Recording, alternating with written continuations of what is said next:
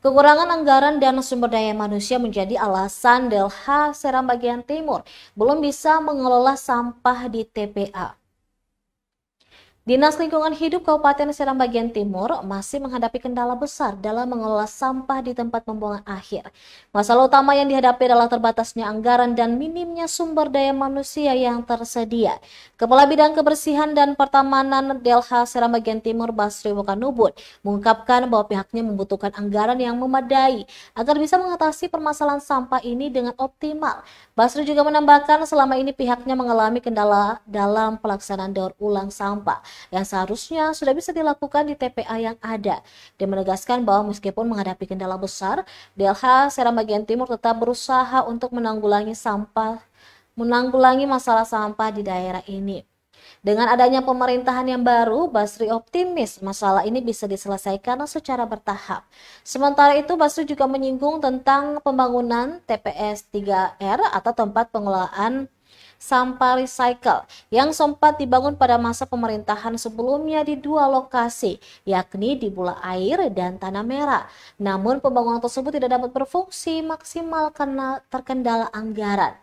Meski demikian, Delha Seram bagian Timur terus melakukan upaya pembersihan sampah di Kota Bula dengan memanfaatkan mobil dump truck dan motor VR yang telah tersedia.